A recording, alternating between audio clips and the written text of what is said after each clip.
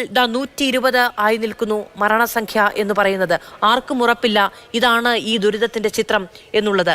നമുക്ക് അറിയാം, അവിടെ പൊത്തുകളിൽ വന്ന് അടിഞ്ഞ 57 മൃതദേഹങ്ങൾ, അവയിൽ പലതും തിരിച്ചറിയാൻ പോലും കഴിഞ്ഞിട്ടില്ല. അതിൽ ആദ്യം കണ്ടെത്തുന്നത് 3 വയസ്സുള്ളൊരു കുഞ്ഞിന്റെ മൃതദേഹമാണ്. എത്ര നമുക്കറിയാം അല്ലേ, നമ്മളൊക്കെ ഒരു ദുരന്തത്തിൽ പെട്ടുപോവുകയാണെങ്കിൽ നമ്മുടെ കുഞ്ഞുങ്ങളെയാണ് കണ്ണൂരിൽ നമുക്ക് ഓർമ്മയുണ്ടാകും. വീണ് പോകാതിരിക്കാൻ, വിട്ടുപോകാതിരിക്കാൻ ഒരു അമ്മ കുഞ്ഞിനെ ഏറ്റവും അവസാന നിമിഷം വരെ ഉരുൾജലത്തിൽ പിടിച്ചു നിർത്താൻ ശ്രമിച്ചത്. അങ്ങനെ പിടിച്ചു നിർത്തിയ ഏതോ ഒരു കൈകളിൽ നിന്ന് വിട്ടുപോയ ഒരു കുഞ്ഞിന്റെ മൃതദേഹം എടുത്തുകൊണ്ടാണ് ആദ്യം പോത്തുകളിൽ നിന്ന് അവിടെ തിരയാനിറങ്ങിയവർ വന്നത്. ആ കാഴ്ചയാണ് ഇപ്പോഴും മുന്നിൽ. കമൽ, മാധു, സമാനതകളില്ലാത്ത ഒരു ദുരന്തം തന്നെയാണ് നമ്മൾ പുത്തുമലയിൽ കണ്ടതാണ്. കഴിഞ്ഞ ദിവസം ഈ പുത്തുമലയിലെ ദുരിതബാധിതരുടെ അടുത്തേക്ക് ഞാൻ പോയിട്ടുണ്ടായിരുന്നു. എനിക്ക് തോന്നുന്നു മിനിഞ്ഞാന്ന് ഈ നമ്മുടെ അർജുൻ്റെ തിരച്ചിലുമായി ബന്ധപ്പെട്ട് അവരുടെ പ്രതികരണം എടുക്കാൻ അന്ന് ഒരു ഉമ്മ അവരുടെ ആ ഓർമ്മ പങ്കുവച്ചിരുന്നു. അവരുടെ കുഞ്ഞ് കയ്യിൽ നിന്ന് ഒഴുകിപ്പോയതാണ് പുത്തുമലയിൽ. മുനീറ എന്ന ഉമ്മയുടെ കയ്യിൽ നിന്ന് അതവർ എന്നോട് പറയുമ്പോൾ അപ്പോഴും അവർ കരയുന്നുണ്ടായിരുന്നു. ഈ 5 വർഷത്തിനിപ്പുറം അത്തരത്തിൽ ഈ മനുഷ്യരുടെ വേദന നമുക്ക് അറിയാവുന്നതാണ്. ഇങ്ങനെ ഓരോരുത്തർക്കും ഉറ്റവരെ നഷ്ടപ്പെട്ടിരിക്കുന്നു. പലരും പറയുന്നുണ്ട്, ഈ ക്യാമ്പിലേക്ക് എത്തുന്നവരൊക്കെ പറയുന്നത് ഇനിയും അവിടെ ആളുകളുണ്ട്, ഞങ്ങൾക്ക് വേണ്ടപ്പെട്ടവരുണ്ട്, ഞങ്ങളുടെ അയൽക്കാരുണ്ട്, ബന്ധുക്കളുണ്ട്, അവരൊക്കെ മണ്ണിനടിയിലോ മറ്റെവിടെയോ ആണ്. അവർ ഇന്ന് പുലർച്ചെ മുതൽ മിസ്സിംഗ് ആണ് എന്ന് ഓരോരുത്തരും പറയുന്നുണ്ട്. അവർക്ക് ആർക്കും ഇന്ന് ഈ ക്യാമ്പുകളിൽ എത്തിയാലും ആർക്കും അവിടെ സമാധാനമായി കഴിയാൻ കഴിയുകയില്ല. കാരണം പലരും ആ മുണ്ടക്കൈ മേഖലയിലുള്ള പലരെയും കാണാനില്ല.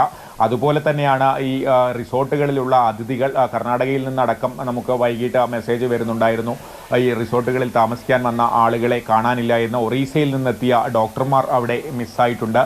മറ്റൊന്ന് ഈ ലയങ്ങളാണ്, എസ്റ്റേറ്റ് പാടികൾ. അവിടെ ഇപ്പോൾ കൂടുതലും ഇതര സംസ്ഥാന തൊഴിലാളികളാണ്. ആസാമിൽ നിന്നും ബംഗാളിൽ നിന്നുമൊക്കെയുള്ള തൊഴിലാളികളാണ്.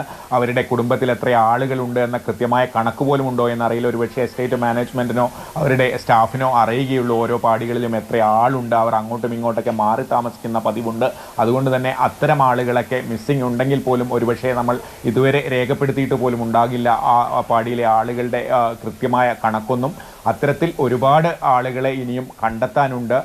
അത് നാളെ ആയിരിക്കും മുണ്ടക്കൈയിൽ നിന്ന് നമുക്ക് കൂടുതൽ വിവരങ്ങൾ ലഭ്യമാവുക. എന്തായാലും സഹായം അഭ്യർത്ഥിച്ച, അല്ലെങ്കിൽ എവിടെയെങ്കിലും സംഷാദ് നേരത്തെ പറഞ്ഞതുപോലെ എവിടെ നിന്നെങ്കിലും ആളുണ്ട് എന്ന സംശയം വരുന്ന സ്ഥലത്തൊക്കെ സൈന്യം രാത്രിയിൽ തന്നെ എത്തുന്നുണ്ട് എന്നത് ഒരു ആശ്വാസമാണ്.